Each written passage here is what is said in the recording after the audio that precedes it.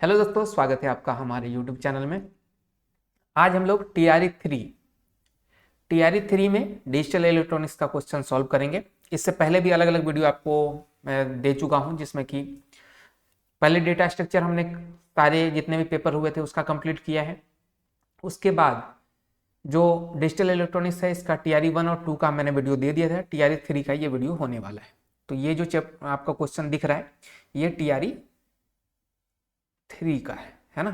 और ये क्वेश्चन अगर आपको नहीं मिल रहा है तो आप ले सकते हैं कहाँ से, अपना जो वेबसाइट है उस पर जाइएगा, डिस्क्रिप्शन में लिंक भी मिल जाएगा। और अगर ऐप डाउनलोड किए हुए तो ऐप में भी जाके आप कर सकते हैं। ऐप में आपको जाना पड़ेगा, उसमें एक सेक्शन है प्रीवियस ईयर पेपर नाम से, ठीक है, उस पर क्लिक कीजिएगा तो आपको पेपर दिख जाएगा। बाकी अगर वेबसाइट से जाना चाह रहे हैं तो लिंक डिस्क्रिप्शन में है, वहां से जाके आप ये अलग अलग पेपर डाउनलोड कर सकते हैं। जितने भी पेपर अभी तक हुए हैं उसके ऑफिशियल जो फाइनल आंसर की था वो भी अपलोड किया हुआ है यहाँ पे, तो आपको ज़्यादा ढूंढने की जरूरत नहीं है, अपने ही वेबसाइट पे अवेलेबल है। तो यहीं से ये चीज़ें कर सकते हैं आप, है ना। ठीक है।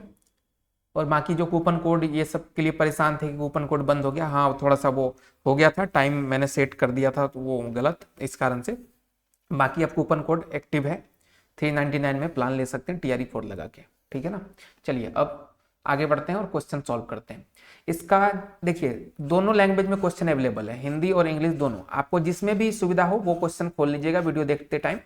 हम आपको क्या करते हैं, इंग्लिश से बताते हैं, क्योंकि थोड़ा सा इंग्लिश ना कंप्यूटर साइंस में ईजी होता है।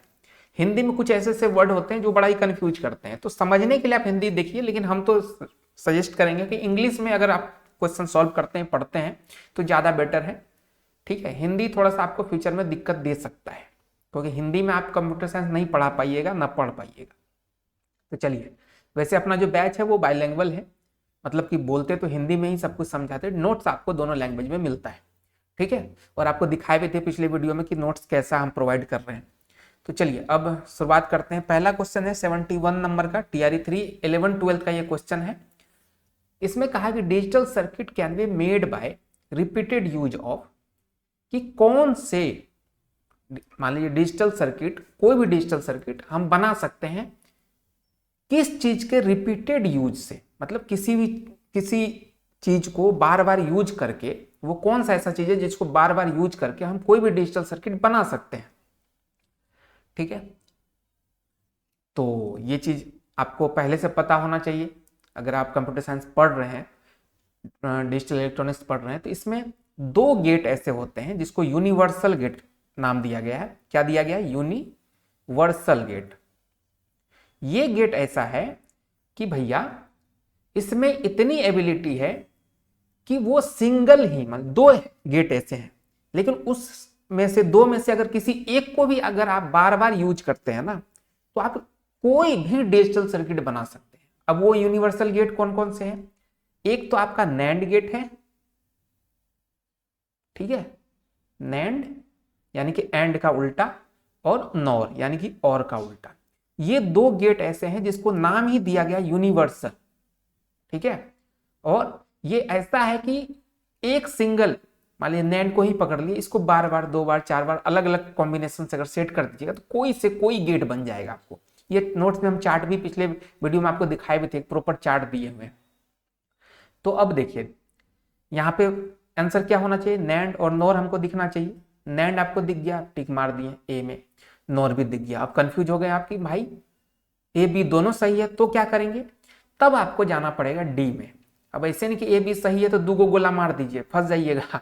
दो ए और बी दोनों में गोला नहीं मारना है, उसके लिए यहाँ पे अलग से ऑप्शन दिया हुआ है डी नंबर की, मोर देन 1, मतलब ऊपर में एक से अधिक आंसर सही अगर आपको दिख रहा है तो डी नंबर मारिएगा। इसीलिए तो 5 ऑप्शन यहाँ मिला है आपको। तो ये भी बड़ा इंटरेस्टिंग चीज है, बिहार में सिर्फ इसी एग्जाम में 5 ऑप्शन मिलता है, निगेटिव मार्किंग नहीं है। तो इस चीज का ध्यान रखिएगा, 2 ऑप्शन मतलब 2 गोला मार के मत आ जाइएगा, डी नंबर तब मारिए यहाँ पे कि हम 2 ऑप्शन इसमें सही है, ठीक है। इसके बाद है 72 number 72, which of the following is correct for digital circuit, ठीक है। ये बोला कि डिजिटल सर्किट के लिए कौन सा लाइन करेक्ट है यहाँ पे। अब ध्यान से दीजिए, करेक्ट फॉर डिजिटल सर्किट, हाँ ठीक है। क्वेश्चन क्या है कि इसमें से जो लाइन लिखा गया ना हर ऑप्शन में, वो कौन सा लाइन डिजिटल सर्किट के लिए सही बोल रहा है। अब पढ़ते हैं एक एक लाइन को। पहला option, they use analogue signal for communication. Digital circuit है तो उसमें एनालॉग की बात कहां से आएगी, एनालॉग को ही तो चेंज, हम एनालॉग से चीजें हमें उतनी आसानी से नहीं मिल रही, तभी तो डिजिटल चीज लेके आया गया। जब इसी में एनालॉग, फिर डिजिटल में ही एनालॉग यूज कर लेंगे, फिर डिजिटल का मीनिंग क्या रहा। तो ये ऑप्शन तो पूरी तरीके से गलत हो गया। अब एक चीज और बता दें, एनालॉग सिग्नल कैसे होता है, वेव के फॉर्म में ऐसे ऐसे चलता है, ठीक है। जो आप कभी देखे होंगे, कौन सा किसी का हार्ट का ईसीजी देखे हैं, कैसे यूं यूं यूं यूं करता रहता है। और मूवी सब में देखते हैं कि जब आदमी मतलब कि आईसीयू में पड़ा रहता है, उधर एक मॉनिटर पे टों टों टों टों करता रहता है, और जब आदमी निकल लेता है तो वो बंद हो जाता है। वही जो सिग्नल ऐसे ऐसे जो हो रहा है वो है वेव के फॉर्म में, वो एनालॉग है, ठीक है। डिजिटल कैसा चलता है, या तो 0 होगा या तो 1 होगा, ऊपर गया तो 1, नीचे आया तो 0। ये इस तरीके से उसका डायग्राम बनता है, ठीक है। या तो हाई या तो लो, उसमें ये कम ज्यादा वाला सीन नहीं होगा, ठीक है। ये भी समझ गए। बी ऑप्शन क्या कह रहा है, they process information using continuous voltage level. Continuous किस में होता है, कॉन्टिन्यूअस होता है वेव के फॉर्म में, ठीक है। यहां देखिए कंटिन्यूअस ही चलेगा, कभी कम ज्यादा, लेकिन कॉन्टिन्यूअस में चलेगा। लेकिन इसमें नहीं है, या तो 0 या तो 1, यहां कॉन्टिन्यूअस वाला नहीं है, तो ये भी गलत हो गया। They are not suitable for high speed operation. अरे भैया हाई स्पीड के लिए तो डिजिटल सर्किट लेके आए हैं, तो ये भी गलत कह दिया। ये कह रहा है नहीं है सुटेबल, सुटेबल है भाई, ये भी गलत। सब तो गलते हैं, तो सही क्या है, ई नंबर।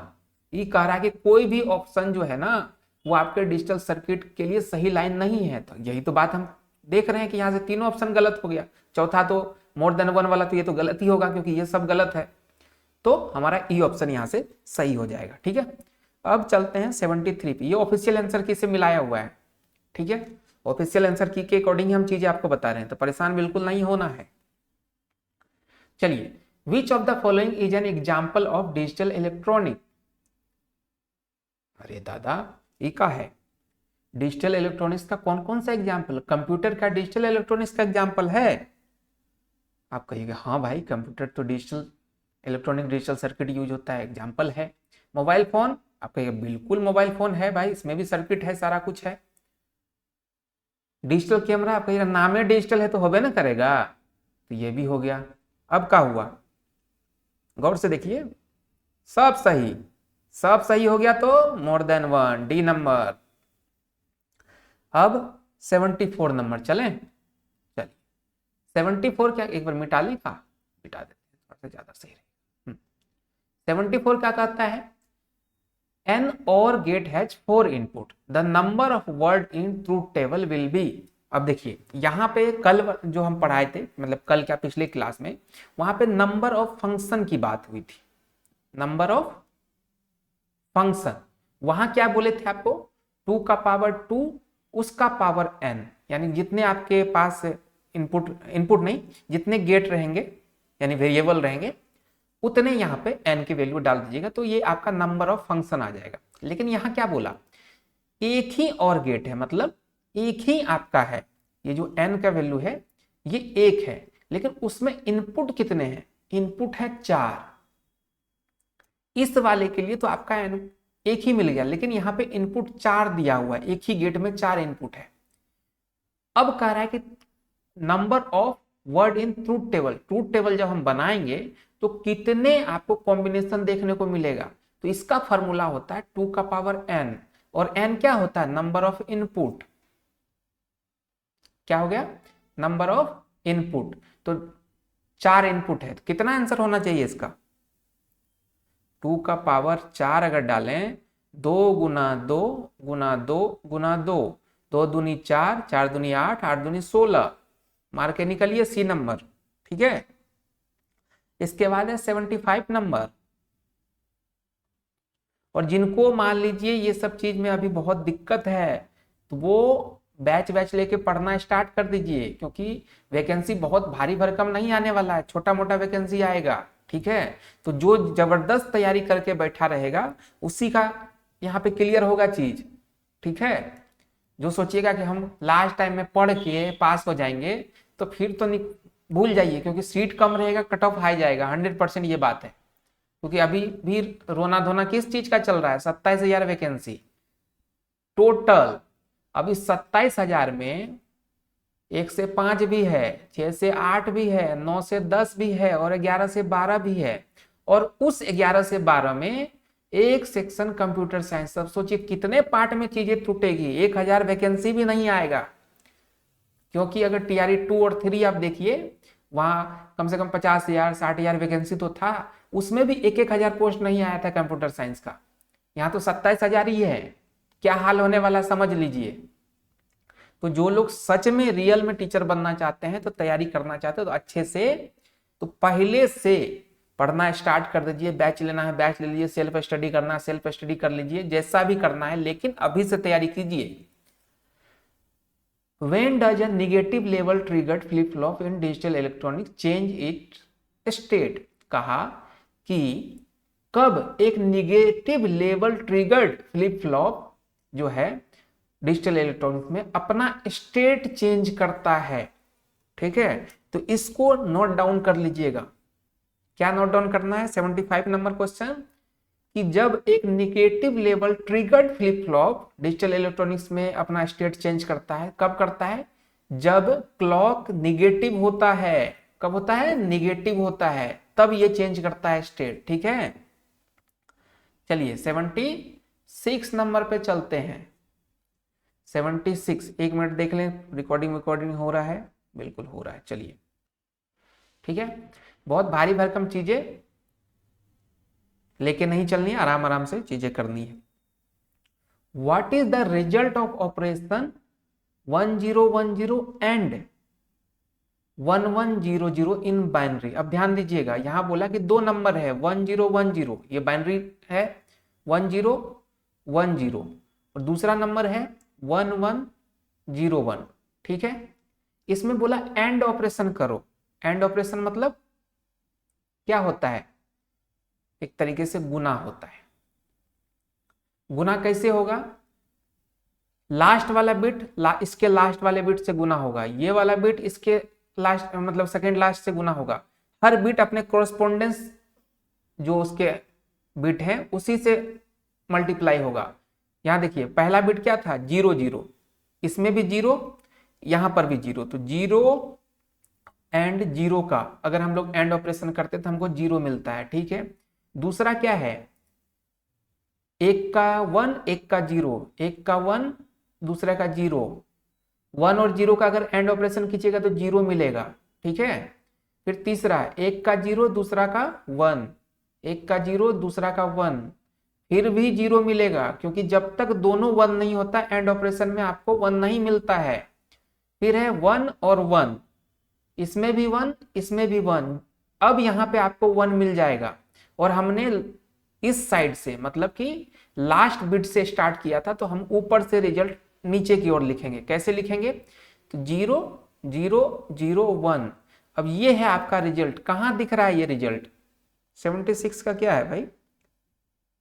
ये मैच कर गया ना, 1 0 0 0, यही तो है। तो ये आपका आंसर हो जाएगा। ठीक है, किसी प्रकार से कोई दिक्कत नहीं होनी चाहिए आपको। चलिए आगे बढ़े। अब क्वेश्चन नंबर है, हम बहुत भारी भरकम ज्यादा टाइम नहीं लेंगे आप लोगों से, जल्दी जो इसमें भी इसमें क्वेश्चन है फटाफट निपटा के फ्री करेंगे। चलिए अब क्या है कि in a half adder circuit what are the outputs? जब आप हाफ एडर पढ़िएगा, कॉम्बिनेशनल सर्किट है ये। ठीक है, कॉम्बिनेशनल सर्किट में हाफ एडर आता है। हाफ एडर क्या बोलता है कि भाई साहब हम 2 चीज देते हैं आउटपुट में, एक देते हैं आपको सम और एक देते हैं कैरी। क्या देते हैं? सम और कैरी। क्या होता है ये? सम और कैरी। अब ये जो 2 आउटपुट हैं सम और कैरी, ये कैसे निकलता है? ये निकलता है, मान लीजिए 2 आपके इनपुट हैं ए और बी, ए और बी 2 इनपुट हैं अगर मान लीजिए आपके, तो सम और कैरी कैसे निकलेगा? सम निकालने के लिए आपको ए जोर बी करना पड़ेगा। जोर का साइन होता है, जोर गेट आप जानते हैं, ये इसका साइन ये होता है। जब सम निकलेगा तो ए जोर बी होगा, और जब कैरी निकलेगा तो ए इंटू बी होगा, इससे आपका कैरी निकल जाएगा। तो ये होता है हाफ एडर का आउटपुट। ठीक है, तो ए नंबर आपका सही हो जाएगा। फिर हम चलते हैं, ये कौन सा सही कर लिए, 77 कर दिए, बहुत बढ़िया, 77 हो गया। अब चलते हैं 80 नंबर पे। 80 कहाँ है गुरु, नीचे।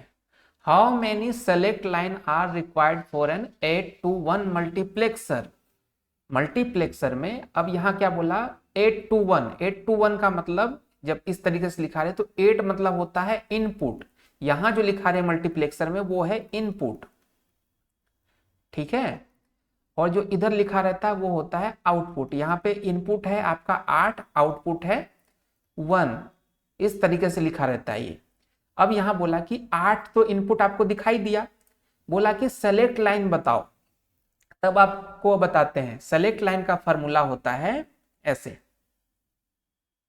जो इनपुट होता है ना वो इस तरीके से डिफाइन होता है, देखिए 2 का power n equal to input. ध्यान दीजिएगा क्या हुआ, 2 का power n equal to input where n equal to select line, ठीक है। क्या हुआ, 2 का पावर n के फॉर्म में आपका इनपुट रहेगा, जिसमें कि n जो होगा ना वो आपका सेलेक्ट लाइन होगा। अब यहाँ पे हमारा इनपुट है 8, ये हमको पता है कि इनपुट 8 हो गया, कोई बात नहीं भैया, इनपुट 8 है तो इसको 2 का पावर n में तोड़ते हैं। तब देखिए इधर भी 2 का पावर कुछ करेंगे, 2 का पावर 3, 2 के फॉर्म में ही इसको लाते हैं, 2 का पावर 3 इक्वल टू 2 का पावर n, ये 8 हुआ, 2 का पावर 3 8 होता है। अब 2 2 तो यहाँ कॉमन हो गया, मतलब कॉमन मतलब कि दिख रहा है आपको कि 2 का पावर 3 इक्वल टू 2 का पावर n, तो डायरेक्टली आप सोच सकते हैं कि n इक्वल टू 3 हो गया आपका, तो आपका सेलेक्ट लाइन 3 हो जाएगा, बी नंबर इसका सही होगा 80 नंबर का, ठीक है। किसी प्रकार से कोई दिक्कत किसी नहीं होना चाहिए। अब चलिए convert the decimal number, convert the decimal number 1 2 3 4 to binary, octal and hexadecimal.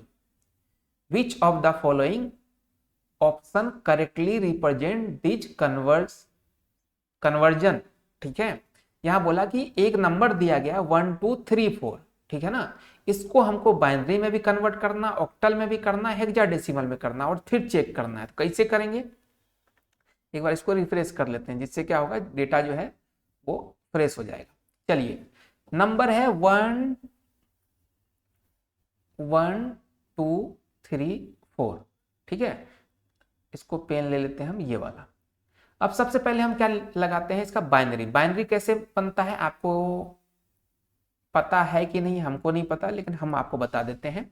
जब बाइनरी निकालने की बारी आती है तो बाइनरी का बेस क्या होता है, 2 होता है, तो हम 2 से भागा देते रहेंगे।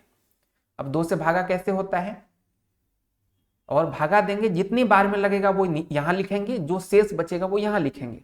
अब ध्यान दीजिए 2 से अगर भागा दीजिएगा तो ये होगा आपका 6 15 17 दूनी 14, 617, और शेष में आपका 0 बचेगा, ठीक है। फिर 2 बार में लगाइए, 2 से ही भागा लगना चाहिए, 2 से लगाएंगे तो ये बनेगा 308, 308 बार में लग जाएगा और आपका एक शेष बच जाएगा, ठीक है। फिर लगाइए 2 बार में, तब तक लगाते रहेंगे जब तक पूरा संख्या खत्म ना हो जाए। तो ये हो जाएगा 150 और 4 154, ठीक है। 154 बार में लगेगा, 0 शेष बचेगा। फिर 2 बार में लगाइए, 75 और 2 77, 77 बार में लगेगा, 0 शेष बचेगा। फिर लगाइए 35 दूनी 70 और 38 दूनी 76 होता है ना, 38 बार में लग गया, एक शेष बच गया। फिर लगाइए 19 दूनी 38, फिर लगाइए, यहाँ शेष 0 बचा 2 बार में। फिर 9 दूनी 18, एक शेष बचा। फिर लगाइए, कितनी बार में लगेगा, 4 बार में, एक शेष बचेगा। फिर लगाइए, कितनी बार में लगेगा, 2 बार में, 2 दूनी 4 होता है, 0 बचा। और फिर लगाइए, इस बार पूरा खत्म हो जाएगा, एक बार में लगेगा और यहाँ शेष बचा 0। अब नीचे से ऊपर की तरफ हमको लिखना है ऐसे करके, तो लिखते हैं यहाँ पे पहले 1, फिर आया 0 0, फिर 1 1, फिर 0 1 0 0 1 0। अब ये नंबर देखिए कहाँ पे है, पहला 1 उसके बाद 2 0, पहला 1 यहाँ पे है, 2 0 फिर 2 1 फिर 0 फिर 1 फिर डबल 0 फिर 1 0। चलिए बाइनरी तो यहाँ से सही हो गया। अब क्या ऑक्टल सही हो रहा है, चेक कर लेते हैं भाई, क्योंकि यहाँ पे नन ऑफ द एबव भी ऑप्शन है हमारे पास, तो हमको सारा वेरीफाई करना पड़ेगा। नहीं तो हो सकता है कि बाइनरी सही कर दिया हो, ऑक्टल सही कर दिया, हेक्साडेसिमल गलत कर दिया। तो कोई भी चीज छोड़िएगा मत, पता चले कि छोड़ने के चक्कर में नंबर कटा के आ गए, कि एकदम खुश हो गए नंबर सही हो गया और पता चले बीच के कोई गलत डाल दिया था, उसका आंसर ई होना चाहिए, तो ये मत कीजिएगा। तब क्या करते हैं, बाइनरी निकाल लिए। अब बाइनरी से आपको पता है कि ऑक्टल और हेक्साडेसिमल बड़ा इजी में निकल जाता है। कैसे निकलता है, पेयर बनाना पड़ता है। थोड़ा पेन छोटा कर लेते हैं जिससे पेयर बनाने में आसानी हो। जब हम ऑक्टल निकालने जाते हैं तो हमको क्या करना रहता है, 3 3 का पेयर बनाना रहता है। इधर से 1 पेयर, 2 पेयर, उसके बाद 1 2 3 यहाँ पेयर, यहाँ पे अब 0 है नहीं, मतलब कि संख्या 2 ही है, तो हम एक 0 डाल के एक पेयर बना देंगे, कोई फर्क नहीं पड़ेगा। अब ये देखिए 0 1 0 ये होता है 2, ठीक है, पहले पिछले वाले क्लास में बताए थे। ये भी होता है 2, ये होता है आपका 3, रट्टा मारे हुए हम, ठीक है, ये होता है 2। तो ऑक्टल क्या निकला, 2 3 2 2। चलिए मैच कर गया ये। अब आपका ये हेक्साडेसिमल निकालिए, तो ऑक्टल निकल गया तो हेक्साडेसिमल भी निकल जाएगा, क्या दिक्कत है। हेक्साडेसिमल के लिए जैसे ऑक्टल में हम क्या करते हैं कि आपका 3 3 का पेयर बनाते हैं, हेक्साडेसिमल में 4 का पेयर बनाइए, 1 2 और फिर ये 3 डिजिट का निकलेगा।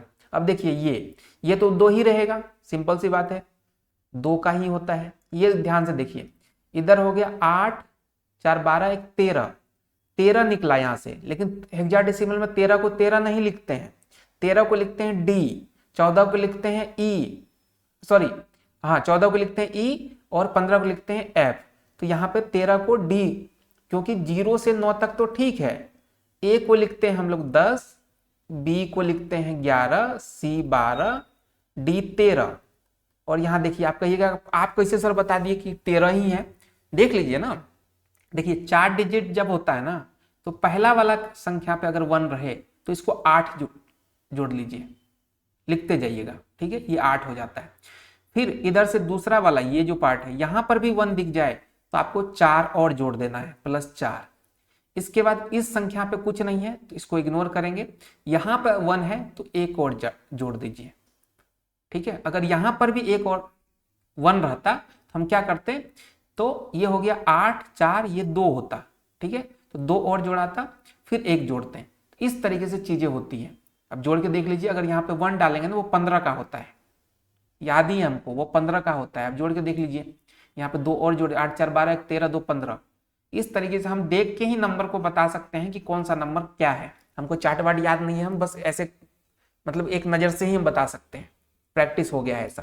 तो आप लोग भी कर सकते हैं, कोई बड़ी बात नहीं है। ट्रिक ये लगाना है, 4 डिजिट का हो तो इधर से इस साइड से देखना स्टार्ट कीजिए। पहला जो है 1 मिल जाए तो 8, दूसरा 1 मिले तो +4, फिर तीसरा भी 1 मिल जाए +2 और फिर चौथा 1 मिले तो +1। जहां जहां 0 मिलता है उसको इग्नोर करते हुए आगे बढ़िए। जो भी जोड़ आता है आपके पास वही आपका नंबर का डेसिमल वैल्यू होता है। तो यहाँ से डेसिमल वैल्यू तो 13 निकला, लेकिन 13 हेक्साडेसिमल में लिखा नहीं जाता है, ठीक है। तो हेक्साडेसिमल में क्या लिखा जाता है, 13 के बदले डी लिखा जाता है, तो डी मिल गया हमको, 2 के बाद डी होगा। दूसरा क्या है 1 0 0 1 0। अब वही चीज फॉर्मूला आपको देखना पड़ेगा, यहां से क्या है, ये 0 है, इसको इग्नोर करेंगे। दूसरा 1 है तो 4, तीसरा कुछ नहीं है 0, चौथा भी 0, तो ये 4 है, ये 4 है डायरेक्टली, देखिए 4, 4D2 इसका आंसर हो जाएगा। अभी जो आपको ट्रिक बताया उससे आप डायरेक्टली नंबर को देख के ही चीजें बता सकते हैं कि भैया ये इसका बाइनरी क्या होगा। कोई रट्टा वट्टा करने की जरूरत नहीं है, चार्ट वाट रखने की जरूरत नहीं है, ठीक है। तो हमारा ए आंसर सही हो जाएगा यहां से। चलिए इसके बाद है कौन सा नंबर, 80 कर लिए, 81 कर लिए, है ना। अब चलते हैं हम लोग इस पे 84 5 84 पे। When performing BCD addition, what is the maximum value that can be represent in a single BCD digit? अगर BCD के बारे में आपको पता हो तो वो क्या करता है, हर मान लीजिए कुछ भी उसको दे दीजिएगा ना, मान लीजिए उसको 2 3 7 ऐसे दे दीजिएगा, तो वो हर डिजिट को 4 बिट का बाइनरी में कन्वर्ट करता है। तब आप सोच सकते हैं कि 4 बिट में हर डिजिट कितना मैक्सिमम तक जा सकता है। ध्यान दीजिएगा, अगर आप ऐसे लिखते हैं किसी भी संख्या को और वो सिंगल डिजिट को ही काउंट करेगा, तो मैक्सिमम आप कहां तक लिख सकते हैं, 9 तक लिख सकते हैं ना। ऐसा थोड़ी सिंगल डिजिट में 10 लिख दीजिएगा, नहीं होगा, ये डबल डिजिट हो गया। तो 0 एक डिजिट मानेगा, 1 को 1 डिजिट मानेगा, तो मैक्सिमम हम कहां तक लिख सकते हैं, 9 तक लिख सकते हैं। कहां से कहां तक, 0 से 9 तक की आप मैक्सिमम रिप्रेजेंट कर सकते हैं। Maximum value that can be represent in a single BCD digit. ठीक है, सिंगल बीसीडी डिजिट में 0 से 9 तक ही आएगा। तो अब देखिए यहां पे बोला मैक्सिमम, तो 9 कहीं पे है तो मार दीजिए टिक, 9 नहीं है तो ई नंबर हमारा सही होगा। क्या, बिल्कुल 84 का ई नंबर बिल्कुल सही है, 84 का ई नंबर सही है। चलिए अब हम लोग कौन सा क्वेश्चन करते हैं, 85 नंबर। 85 नंबर में क्या बोला है भाई, कि ये नंबर दिया हुआ है जो कि बाइनरी में है, इसको डेसिमल में कन्वर्ट करना है। ठीक है, तो एक बार हम ना ऐसे अभी आपको जो बता रहे थे कि अगर कोई संख्या आपको दिखे बाइनरी में, तो डेसिमल में बड़ा आसान होता है कि अगर 4 डिजिट का है तो पहला जो इधर लास्ट वाला रहता है वहां पर अगर 1 दिख जाए तो 8 जोड़ दीजिएगा। दूसरा, फिर उसके बाद वाला अगर 0 रहे तो 0, अगर कुछ 1 दिख जाए तो 4 जोड़िएगा, यहाँ 0 है तो 0 ही जोड़ेंगे। फिर उसके आगे वाला पे 0 दिखे तो 0, नहीं अगर 1 दिखे तो 2 जोड़िएगा। फिर उसके आगे वाला पे 0 दिखे तो 0, 1 दिखे तो 1 जोड़िएगा। तो यहाँ से 11 आपको दिख गया। तब इस ऑप्शन में अगर आप देखते हैं तो आपको 11 पॉइंट समथिंग ये ऑप्शन दिख रहा है, हमको भी लगता है यही सही होगा। एक बार पॉइंट यहाँ पे ऐसे कर देते हैं, बट एक बार क्रॉस वेरीफाई अच्छे से कर लेते हैं, है ना। चलिए, हमको क्योंकि रूल पता है कैसे क्या करना रहता है, एक बार कर लेते हैं इसको सॉर्ट आउट। पेन चेंज करते हैं, अच्छे से करते हैं। पहला चीज, पॉइंट से पहले वाला जो संख्या है इसको ऐसे लिख दीजिएगा, 1 × 2 प्लस 0 × 2 प्लस 1 × 2 प्लस 1 × 2। अब यहाँ पे 4 डिजिट था, चारों को लिख दिए हम एक एक करके, सब में 2 से गुना कर दिए। क्यों किए भाई गुना, क्योंकि ये जो संख्या है ये बाइनरी में है, इसको डेसिमल में करना है, तो जिस चीज में रहता है उसी से गुना करते हैं अगर डेसिमल में कन्वर्ट करना है तो ये बाइनरी में था, बाइनरी का बेस 2 होता है, तो 2 से हमने सब में गुना कर दिया और आपस में जोड़ दिया। अब गुना यहाँ पे कंप्लीट नहीं हुआ, अब क्या करना, इधर से जितने भी 2 आपने जहां जहां भरे हैं उसके पावर में 0 से स्टार्ट कीजिए और 1 प्लस करते जाइए। जैसे यहाँ 0 है तो यहाँ +1 हो जाएगा 1, यहाँ 2, यहाँ 3। अब इसको सॉल्व कीजिए, तो 1 × 2 का पावर 3 होता है 8, 0 × 2 का पावर 2 होता है 4, फिर 1 × 2 का पावर 2 होता है 2, प्लस 1 × 2 का पावर 0 होता है 1। अब ध्यान दीजिएगा, 8 × 1 8, 0 × 4 0, 1 × 2 2, 1 × 1 1, मतलब कितना हो गया हमारे पास 11। चलिए ये संख्या तो हमने क्रॉस वेरीफाई कर लिया, 11 ही आएगा। अब पॉइंट के बाद वाला देखते हैं। पॉइंट के बाद वाला में क्या कहानी करना, वही कहानी, 1 × 2 प्लस 1 × 2 प्लस 0 × 2 प्लस 1 × 2। यहां जितने भी संख्या थे सबको हमने बिट वाइज लिख दिया, सब में 2 से गुना कर दिया। ठीक है, अब ये जो गुना हुआ है, अब यहां देखा आपने कि 0 से और बढ़ते क्रम में 1 2 3 4 हमने इधर डाला। अब पॉइंट के इस साइड क्या करेंगे, 0 तो यहाँ पे फिल हो ही गया, अब इसमें माइनस करते जाएंगे एक एक का। जैसे पहला जो होगा वो -1 हो जाएगा, दूसरा जो होगा -2 हो जाएगा, तीसरा जो होगा पावर में -3, चौथा जो होगा -4। ठीक है, अब इसको सॉल्व किए, 1 × 2 का पावर 1 होता है, ये नीचे आ जाता है, तो 2 का पावर 1 नीचे कर दिए हमने, माइनस को हटाएंगे तो नीचे आ जाएगा, बट्टा में आ जाएगा, तो 2 का पावर 1 2 ही होता है, कोई दिक्कत नहीं है। फिर 1 2 का पावर 2 अगर नीचे करेंगे 2 का पावर 2 होगा, 2 का पावर 2 होता है 4। ठीक है, अब यहाँ पे 0 के साथ मल्टीप्लाई करने का कोई नीड है नहीं, क्योंकि 0 के साथ कुछ भी कीजिएगा मल्टीप्लाई खत्म ही हो जाएगा, वो तो फालतू क्यों करना, इसको हटा देते हैं। ठीक है, इसको यहीं पे हटा दिए। ये रहा 1 और 2 का पावर 4 है, 2 का पावर 4 होता है 16, तो नीचे में 16 आएगा, ठीक है। 2 का पावर 4 यहाँ लिखिएगा तो 16 हो जाएगा। अब इसको सॉल्व कीजिए। 1 का पावर 2 मतलब 1/2 होता है 0.5, डन है। 1/4 होता है 0.25, डन है। 1/16 होता है 0.0625, ठीक है। अब इसको जोड़िए, क्या हो गया 0.5 और 0.25, 0.75 हो गया, यहाँ पे लिख देते हैं 0.75, ठीक है, प्लस 0.0625। अब ध्यान दीजिएगा 6 5 11, यानी कि इसका निकल के आएगा 0.8125, और टोटल नंबर हमारे पास फुल कितना था 11, तो ये नंबर हो जाएगा 11.8125। अब देखिए अगर आप तुक्केबाजी में जाते हैं तो 11 देख के आप यहाँ टिक मार सकते थे, लेकिन ये 11 पे सही होगा नहीं, क्योंकि इसका पॉइंट वाला जो हमने किया है वो रायता फैला दिया, वो 8125 निकल के आ गया। अब ये जो बखेड़ा हुआ इस कारण से हमारा आंसर क्या हो जाएगा, ई हो जाएगा। नहीं, अगर आप सिर्फ तुक्के में जाते पूरा सॉल्व नहीं करते तो आपने देखा कि पहला वाला डिजिट मैच करवा दिए हैं, पॉइंट से पहले 11 वाला कोई ऑप्शन नहीं है, ए मार के निकल लो। लेकिन तैयारी में ये सब चीज मत कीजिएगा, रायता फैल जाएगा आपका, ठीक है। तो इसका आंसर ई हो जाएगा। 86 नंबर पे चलते हैं। डी मॉर्गन थ्योरम क्या बोलते हैं? What is De Morgan theorem use for in digital logic? Digital logic में डी मॉर्गन थ्योरम किस चीज के लिए यूज होता है? Simplifying Boolean expression, implementing NAND gate, performing binary addition. देखिए बाइनरी एडिशन के लिए तो नैंड गेट की नीड नहीं है, ठीक है, लेकिन नैंड गेट बनाने के लिए आपको जो है ना डी मॉर्गन थ्योरम यूज कर सकते हैं। बाइनरी एडिशन के लिए डी मॉर्गन की यूज नहीं है, बुलियन एक्सप्रेशन के लिए आप डी मॉर्गन यूज कीजिएगा, ठीक है, लेकिन परफॉर्मिंग बाइनरी के लिए नेसेसरी है नहीं। इंप्लीमेंटिंग नैंड गेट और बुलियन सिंप्लीफाइंग बुलियन एक्सप्रेशन, इन दोनों के लिए आप करते हैं यहाँ पे चीजें। तो हमारा आंसर क्या हो जाएगा, डी नंबर, ठीक है। डी मोर देन 1 आपका सही हो जाएगा। अब इसके बाद एक क्वेश्चन और है 87 नंबर, वो भी देख लेते हैं। What is the purpose of the don't care condition in digital logic? आप जब के मैप करते हैं तो के मैप में एक डोंट केयर आता है। के मैप बहुत हम स्टेट में भी पढ़ाए हैं, तो जो लोग हमसे पढ़े होंगे उनको पता होगा डोंट केयर क्या यूज करता है। डोंट केयर का मतलब होता है कि भैया आपका जो है ना सिस्टम के मैप वाला, वहां पे ये देखिए, to indicate that the value of a variable does not affect the output. के में अगर डोंट केयर है तो हमसे पेयर बनाने के लिए उसको यूज करते हैं, ठीक है, जिससे कि हमारा पेयर इजीली बन जाए, बड़ा से बड़ा पेयर बन जाए, लेकिन वो आपके आउटपुट पे कोई इफेक्ट नहीं डालेगा, ध्यान दीजिएगा। अब दूसरा ऑप्शन क्या है, to prioritise certain input over other. नहीं भाई ये तो गलत है। To ensure that all possible input combination are covered in truth table.